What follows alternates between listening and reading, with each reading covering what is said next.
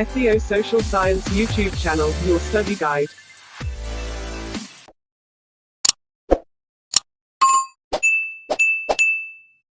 ሃይ ሰላም እንዴት ናችሁ? ውድ የተሻለ ዩቲዩብ ቻናል ተመልካቾች ዛሬም እንግዲህ እንደተለመደው ይዤላችሁ የመጣሁት ኢኮኖሚክስ ግሬድ 11 ዩኒት 1 አዲሱን መጽሐፍ ማለት ነው ቀጣዩን ፓርት ነው ይዤላችሁ የመጣሁት። እናም አዲስ ዩቲዩብ ቻናል ተከፍቷል የሶሻል ሳይንስ ትምህርቶች ጥያቄ ብቻ የሚሰራበት ማለት ነው እና እሱን ቻናል ሰብስክራይብ በማድረግ ቤተሰብ መሆን ይችላሉ። እና ወደ ዛሬ ትምህርታችን ስንገባ 1.2.1 ስለምንድን ነው የምንመለከተው? ኢንዲፈረንስ ከርቭ ሴት ኤንድ ማፕ ስለሚሉት ነገሮች ነው ዛሬ የምናየው ማለት ነው። The ordinal utility approach is based on two important tools or instruments እና ይሄ ordinal utility በሁለት ዋና ዋና ኢንስትሩመንቶች ወይም ቱሎች ቤዝ ያደረገ ነው ማለት ነው። one is the difference curve with the other is budget line እና የመጀመሪያው ኢንዲፈረንስ ከርቭ ሲሆን ሌላኛው ደግሞ budget line ይባላል ማለት ነው። first let us discuss indifference curve and we will move on to budget line እና መጀመሪያ ኢንዲፈረንስ ከርቭ የሚለውን ካየን በኋላ ደግሞ ወደ በጀት ላይ እንገባለን ማለት ነው። ስለዚህ ዛሬ ስለ ኢንዲፈረንስ ከርቭ ነው ምናየው ማለት ነው። an indifference curve is a concept used to represent an ordinal measure of the taste and preference of consumers እና ይሄ ኢንዲፈረንስ ከርቭ የምንለው ሐሳብ ሲሆን ያንድን ተጠቃሚ ምርጫና ቴስት በኦርዲናል ሜዠርመንት የሚገለጽበት ነው ማለት ነው። since it used indifferent curves to study the consumer's behavior, the ordinal utility theory is also known as indifference curve analysis እና indifference curve የተጠቃሚዎችን ባህሪ ለማጥናት ይጠቅማል ኢንዲፈረንስ ከርቭ ማለት ነው በኦርዲናሪ ዩቲሊቲ ቲዮሪ ጊዜ እና ይሄ ኢንዲፈረንስ ከርቭ ኦርዲናሪ ዩቲሊቲ ኢንዲፈረንስ ከርቭን ስለሚጠቀም በሌላ ስሙ ምን ይባላል? ኢንዲፈረንስ ከርቭ አናላይሲስ በመባል ይጠራል ማለት ነው። There are three interrelated terminologies which are linked with concept of indifference እና ከኢንዲፈረንስ ከርቭ ጋር የተያያዙ ሶስት ዋና ዋና ተርሚኖሎጂዎች አሉ። አንደኛው ኢንዲፈረንስ ስኬጁል ሲሆን ሁለት ኢንዲፈረንስ ስኬጁል ወይም ሴት የምንለው ነው። ሌላኛው ደግሞ ኢንዲፈረንስ ከርቭ እና ኢንዲፈረንስ ማፕ ናቸው ማለት ሶስቶቹ። እና የመጀመሪያው ኢንዲፈረንስ ሴት ወይም ስኬጁል የሚለውን ስናይ ምንድነው ስንል it is a tabular presentations of the various combinations of goods from which the consumers derive the same levels of utility እና ይሄ በቴብል መልክ ወይም በሰንጠረዥ ነው የሚቀርበውና ኮንሱመሩ ወይም ተጠቃሚው ተጠቅሞ ተመሳሳይ ሳቲስፋክሽን ወይም እርካታ የሚሰጡ ነገሮችን የነሱን ስብስብ በቴብል መልክ ማስቀመጥ ነው ማለት ነው። ይሄ ኢንዲፈረንስ ሴት ወይም ስኬጁል የምንለው ማለት ነው። it is a combinations of good for which the consumers is indifferent or preferring none of the consumptions bundles እና ተጠቃሚ የትኛውንም ቢወስድ እኩል እርካታ የሚሰጡት ከሆነ ኢንዲፈረንስ ነው የሚሆነው ማለት ነውና ከሁለቱ አንዱን ሊወድ ይችላል እና ከሁለቱ አንዱን ቢወስድ ማለት ነው አይጎዳበትም ማለት ነው። እና table 1.1 below it's a typical indifference schedule that a consumers faced when comparing two goods እና ይሄንን ቴብል ስንመለከት እዚህ ጋር ብርቱካን እና ባናና አለ እናም ኤ ላይ ተቀምጧል እና ኦሬንጅ እና 23 ባናና ቢወስድ የሚያገኘው እርካታ ከቢ ላይ 3 ኦሬንጅ እና 15 ባናና ቢወስድ ያገኘዋል ማለት ከቢም ከሲም ከዲም ላይ ተመሳሳይ እርካታ ነው የሚያገኘው ማለት ነው። ስለዚህ አራቱም ተመሳሳይ እርካታ የሚያገኝበት ስለሆነ ኮንሱመሩ ወይም ተጠቃሚው ምንድነው ኢንዲፈረንስ ነው ማለት። ስለዚህ እንዲህ በቴብል ሲቀርብ ምን ይባላል? ኢንዲፈረንስ ሴት ወይም ስኬጁል ይባላል ማለት ነው። the numbers are hypothetical ones which are used to generate the standard shape of indifference curve እና ቴብል ላይ ያየናቸው ቁጥሮች ለማሳየት የምንጠቀማቸው ኢንዲፈረንስ ከርቭ ለማሳየት ነው ቁጥሮቹ የምንጠቀማቸው ማለት ነው። under ordinary utility theory we don't measure utility in cardinal measure cardinal numbers as indicate table እና በኦርዲናሪ ዩቲሊቲ ቲዮሪ ጊዜ እርካታን ወይም ሳቲስፋክሽንን ለማመልከት ካርዲናል ቁጥሮችን አንጠቀምም እዚህ ቴብል ላይ እንደጻፍ ነው ማለት ነው እና we use the numbers to get familiar with the shape of indifference curve in this approach እና ቁጥሮችን የተጠቀምናባቸው ለምንድነው በቀላሉ ኢንዲፈረንስ ከርቭን እንድንረዳ ነው ከነዚህ ቁጥሮች ጋር በጣም ፋሚሊ ስለሆነን በጣም ስለምንተዋወቅ ነው ቀላል እንድልልን በማሰብ ነው እነዚህን ቁጥሮች የተጠቀምነው እንጂ ኢንዲፈረንስ ከርቭ በቁጥር አይገለጽም ዩቲሊቲ በቁጥር አይገለጽም በኦርዲናሪ ዩቲሊቲ ቲዮሪ ጊዜ ማለት ነው The consumers faced for different possible way or A to D of combining his or consumptions of the two goods leading to the same level of satisfaction እና ቅድም ያየነው ቴብል ላይ ሁሉም ኮምባይኔሽኖች ተመሳሳይ የሆነ ሳቲስፋክሽን ነው የሚሰጡት ማለት ነው እና በቃ ኢንዲፈረንስ ሴት ወይም ስኬጁል ኮንሱመሩን ኢንዲፈረንስ የሚሆንበት ኮምባይኔሽኖችን በቴብል ማስቀመጥ ነው ኢንዲፈረንስ ሴት ወይም ስኬጁል ማለት ነው ሌላ ምን መለከተው ደግሞ ኢንዲፈረንስ ከርቭ ነው an indifference curve is a line that shows various combinations of two goods that provide the consumers with the same level of utility or satisfaction እና ይሄ ደግሞ በላይን ወይም በግራፍ መልኩ ነው የሚያስቀምጠው እና የተለያዩ ኮምባይኔሽኖች የሆኑትን ሁለት እቃዎች ለተጠቃሚው እኩል የሆነ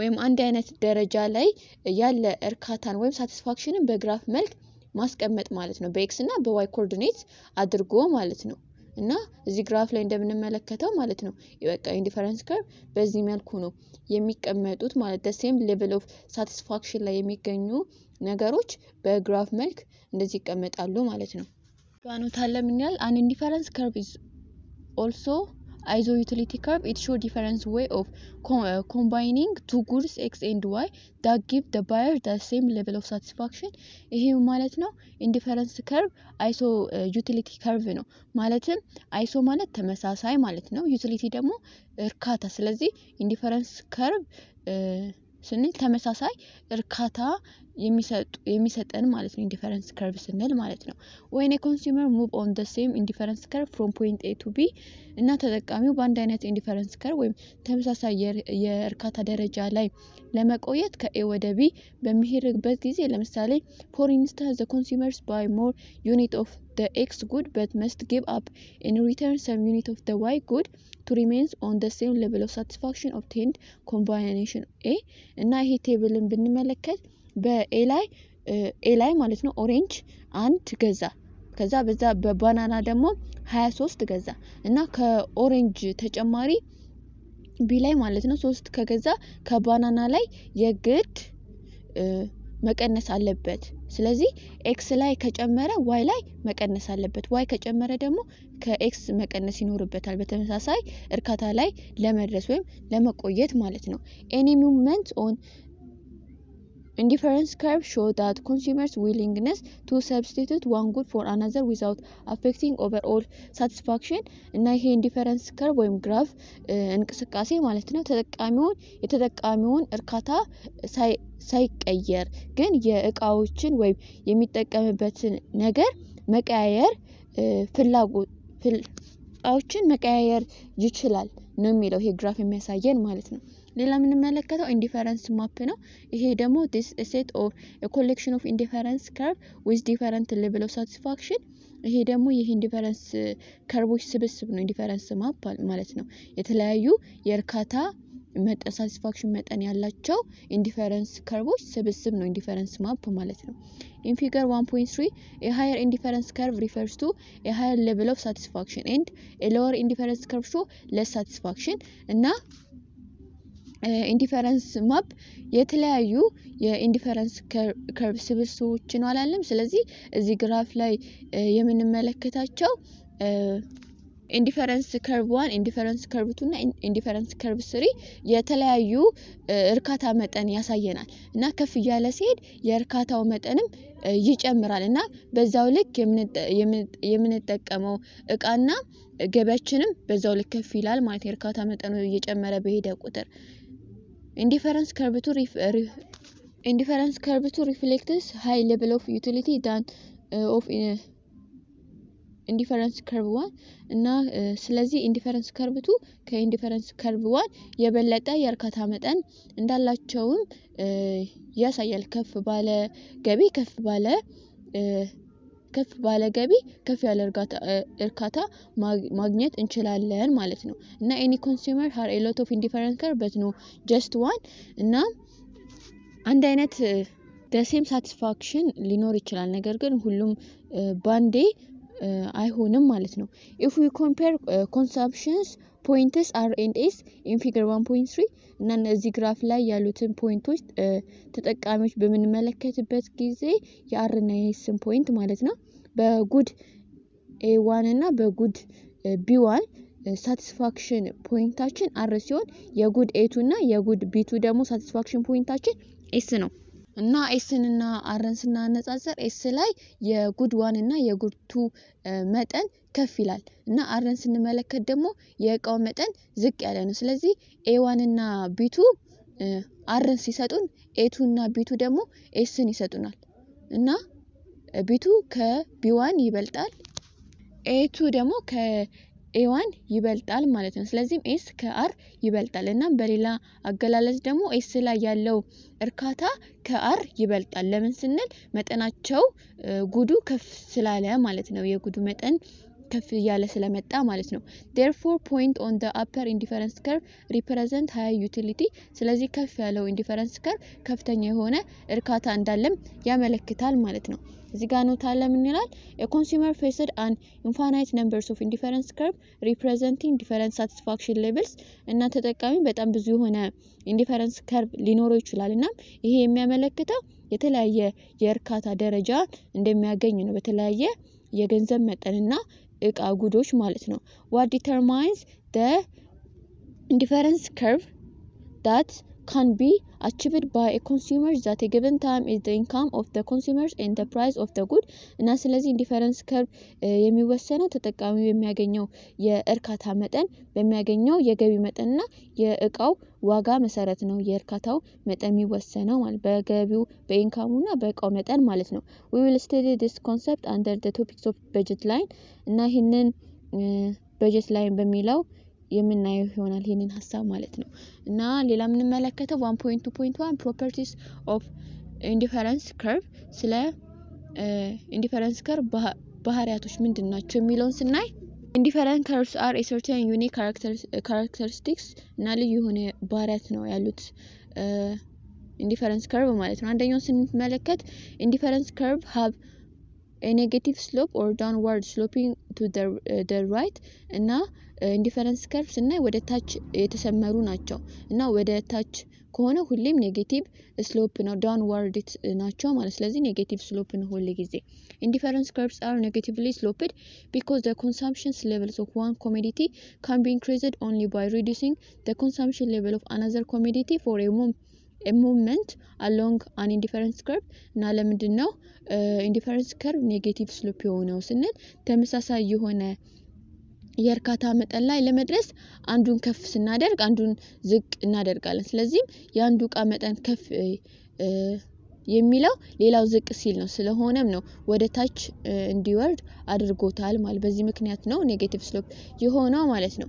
this means that if the quantities of one commodity increase with the quantity of another remaining constant the total utility of the consumers increase እና ይሄው ማለት ምን ማለት ነው አንዱ ተመሳሳይ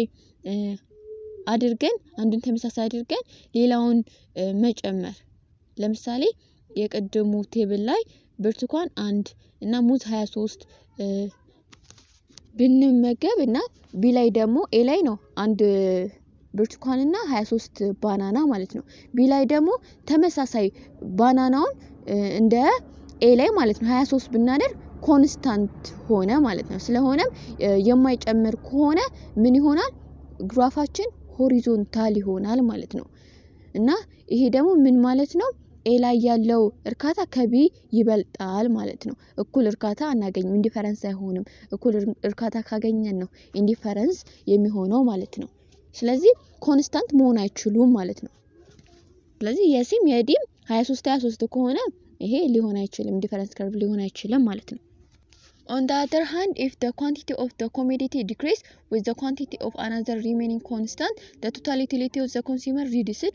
እና ሌላው ደግሞ አንዱን እየቀነሰ አንዱን ኮንስታንት የሚሆን ከሆነ ቶታል ዩቲሊቲ ምን ይባላል? እየቀነሰ ምን ይሆናል? እየቀነሰ ይመጣል ማለት ነው። Hence, in order to keep the utility of consumer constant, the quantity of one commodity is increased, the quantity of another must be decreased. እና የተጠቃሚው እርካታ ተመሳሳይ እንዲሆን ምን መሆን አለበት? አንዱ ኳንቲቲ ሲጨምር ሌላውን ኳንቲቲ መቀነስ ይኖርበታል ማለት ነው።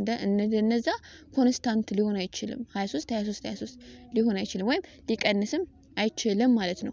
እና ሁለተኛው ፕሮፐርቲ ደግሞ ኢንዲፈረንስ ከርቭ do not intersect each other እና አንድ ኢንዲፈረንስ ከርቭ ከሌላ ከርቭ ጋር ሊገናኙ አይችሉም ወይም ሊቆራረጡ ወይም ኢንተርሴክት ሊደራረጉ አይችሉም ማለት ነው።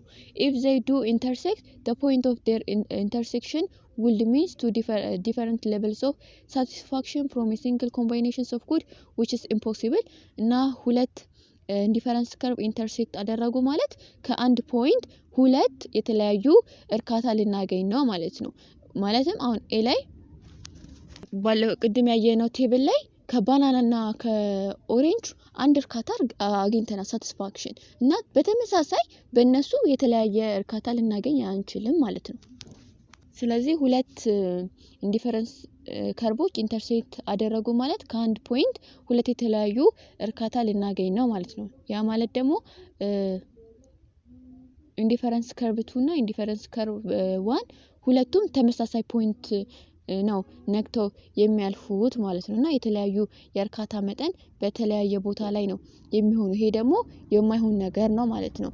ወይን indifference curves intersect the transitively rules is violated እና indifference curve intersect ካደረገ ባለፈው ያየነው ይሄ transitive rule ይጣሳል ማለት ነው። ሶስተኛው ፕሮፐርቲ ደግሞ a higher indifference curve is always preferred to a lower one እና ከፍ ያለው indifference curve ዝቅ ካለ ሁሌ ተመራጭ ነው የሚሆነው ከፍ ያለው ማለት ነው። the further away from the origin an indifference curve lies, the higher the level it's donated እና ከኦሪጂን የሚርቀው ኢንዲፈረንስ ከርቭ ሁሉ ጊዜ ከፍ ያለ ነው ወይም ተመራጭ ነው። ለምን? እርካታውን በዛ ልክ ከፍ ያለ ስለሚመጣ ማለት ነው። Baskets of goods on a higher indifference curve are preferred by the rational consumers as they contains more of the two commodities that the lower ones እና rational consumers ወይም ተጠቃሚዎች ከፍ ያለውን ከርቭ ነው የሚመርጡት ማለት ነው። ለምን? የሚይዙት እቃ የሁለቱም ከፍ ያለ ነው። ስለዚህ ከፍ ያለውን ይመርጣሉ ማለት ነው። እና አራተኛ ፕሮፐርቲ ደግሞ ኢንዲፈረንስ ከርቭስ አር ኮንቬክስ ቱ ዘ ኦሪጂን እና የኢንዲፈረንስ ከርቭ ኦሪጂኑ ሁሉ ጊዜ ኮንቬክስ ነው ሾጠጥ ያለ ነው ማለት ነው። this implies that the slope of an indifference curve decrease or in absolute term as we move along the curve from the left downward to the right እና ስሎፑ እንደሚቀንስ እዚህ ምስል ላይ ያሳየናል ማለት ነው። እና ይሄ ነው የሚያሳየው። ስሎፑ እየቀነሰ ሲመጣ ከርቡ ምን ይሆናል? ኮንቬክስ ይሆናል ማለት ነው። እዚህ ምስል ላይ እንደምናየው this assumption implies that the commodities can substitute one another at any point on an indifference curve but are not preferred substitutes እና ይሄ የሚያሳየው አንድ እቃ ሌላውን እቃ እንደሚተካ ያሳየናል። ሰብስቲቲዩት እንደሚሆን ማለት ነው። እና ለዛ ነው ኮንቬክስ የሆነው ግን ሁሌ እንደዛ ሊሆን አይችልም። በትክክል የዛን ቦታ ሊሞላ አይችልም ማለት ሰብስቲቲዩት ሊያደርግ አይችልም። እና እዚህ ቴብል ላይ ስንመለከት ኤ ላይ አንድ ኦሬንጅ በ23 ባናና ነበር። ነገር ግን ቢ ላይ ደግሞ አንድ የነበረው ወደ 3 ሄደ እና ስንት ጨመረ? 2 ባናና ደግሞ ከ23 ወደ 15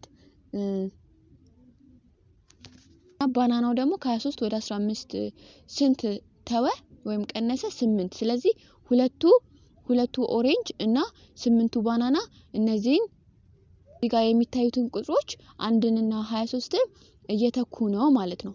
ነገር ግን ሁሌ እንደዚህ ሰብስቲቲዩት ሊሆን አይችልም ማለት ነው። እና የዛሬ ትምህርታችን በዚህ ተጠናቋል። ሰብስክራይብ፣ ላይክ፣ ኮሜንት ማድረግ እንዳረሱ። ያኛውንም ዩቲዩብ ቻናል ጥያቄ ብቻ መለቅበትን ዩቲዩብ ቻናል ሰብስክራይብ እያደረጋችሁ ባይ